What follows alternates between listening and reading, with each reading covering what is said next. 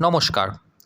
পরশুদিন গভীর রাতে গার্ডেন রিচের ১৩৪ নম্বর ওয়ার্ডে যে নির্মীয়মান বহুতলটি ভেঙে পড়ল এবং তার ফলে নিচে ঝুপড়িতে বসবাসকারী ৯ জন সাধারণ মানুষ প্রাণ হারালো, আজকে আমরা সেই নিয়েই কথা বলবো।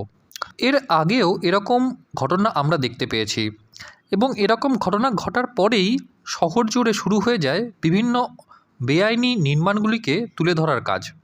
মিডিয়াগুলি এই সমস্ত নির্মীয়মান বেআইনি আবাসনগুলিতে পৌঁছে যায় এবং তাদের ওই ত্রুটি বিচ্যুতিগুলো দেখাতে উদ্যত হয়। আবার এই কালকেই অন্য কোনো রাজনৈতিক ঘটনা ঘটুক, সন্দেশখালির মতো ওই পান্তুয়া খিল্লি বা ওই রসগোল্লা খালি এসব কিছু হোক, এই সমস্ত ঘটনা ধামাচাপা পড়ে যাবে। কারণ এই সব বিষয় লোকসভা নির্বাচন বা বিধানসভা নির্বাচনের বিষয় হয়ে ওঠে না। আর কাউন্সিলর তারা তো আইএএস, আইপিএস, মুখ্যমন্ত্রী, প্রধানমন্ত্রী সবার ওপরে। তাদের বিরুদ্ধে কমপ্লেন করতে গেলে তারা কিন্তু একদম নাকানি চুবানি খাইয়ে ছাড়বেন। তাই জলে থেকে কেউ কুমিরের বিরুদ্ধে লড়াই করতে চায় না, আর তাই এই বেআইনি নির্মাণগুলি বছরের পর বছর ধরে হয়ে আসে। আমাদের কলকাতার মেয়র ফিরহাদ হাকিম বাবু দুটি ইন্টারেস্টিং কথা বলেছেন। এক, যে পুরো কাউন্সিলরের কাজ নয় যে তার ওয়ার্ডে এরকম বেআইনি কাজ হচ্ছে কি না সেই সম্পর্কে মনিটরিং করার, তাহলে এটা কার কাজ?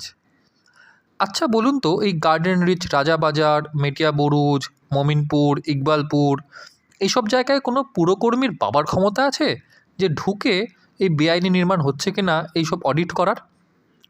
আপনি বলুন না। এই সমস্ত এলাকাগুলিতে কাদের উপদ্রব, কাদের সংখ্যা বেশি আমরা সবাই জানি। ওই ভারত পাকিস্তান মাঝে কাদের পতাকা ওড়ে আমরা সবাই জানি। সেই কারণেই এই ফিরহাদ হাকিম বাবু আজ থেকে কিছু বছর আগে এক সাক্ষাৎকারে বলেছিলেন যে এই জায়গাগুলি নাকি মিনি পাকিস্তান।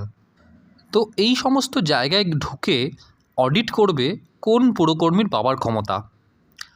ফিরহাদ হাকিম বাবু আরেকটি ইন্টারেস্টিং কথা বলেছেন যে আজ থেকে 14 বছর আগে যে বামেরা কলকাতার পুরসভার ক্ষমতা হারিয়ে ফেলেছে তারা নাকি এরকম বেআইনি কাজের জন্য যুক্ত। সত্যি ভাবা যায় না, তিনি যে এসব থিওরি কোত্থেকে বার করেন তিনিই জানেন। এই সব কিছুকে ছাড়িয়ে গেছে আমাদের রাজ্যের রাজপুত্র অভিষেক ব্যানার্জির একটি মন্তব্যে। তিনি বলেছেন এই বিষয়ে রাজনীতি করতে হলে 48 ঘন্টা পরে রাজনীতি করুন, এখন উদ্ধার কার্য করতে দিন। অভিষেকবাবু, আপনার কাছে আমার প্রশ্ন, এই কিছুদিন আগেই ওড়িশাতে যে একটি ভয়াবহ ট্রেন দুর্ঘটনা হয়েছিল সেইখানে আপনারা কি করতে গেছিলেন?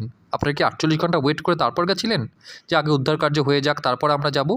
নাকি আপনারা যখন ওখানে পৌঁছেছিলেন কোনো রিলিফ নিয়ে গেছিলেন, পশ্চিমবঙ্গের ডিজাস্টার ম্যানেজমেন্ট ফোর্স নিয়ে গেছিলেন? নিশ্চয়ই নিয়ে যাননি।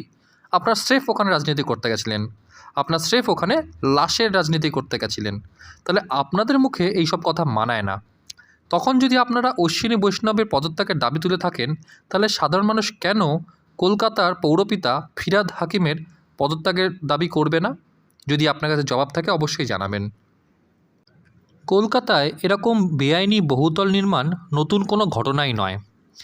ইস্ট কলকাতা ওয়েটল্যান্ড, যেটা একটা রামসার সাইট, আমাদের পশ্চিমবঙ্গ তথা কলকাতার অন্যতম সম্পদ, সেটিকে কিভাবে ইললিগাল কনস্ট্রাকশনের মাধ্যমে নষ্ট করে দেওয়া হয়েছে সেটা কিন্তু আমরা সবাই জানি।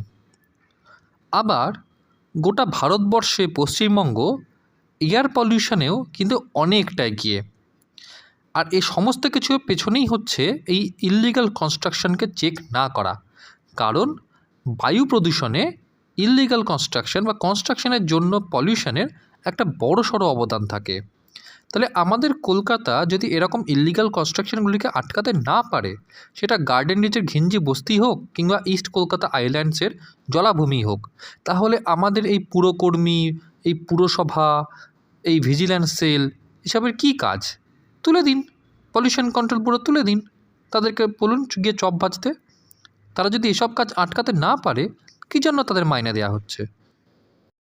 আজকের এই পর্বটি ভালো লাগলে আমাদের চ্যানেলটি লাইক, সাবস্ক্রাইব ও শেয়ার করুন।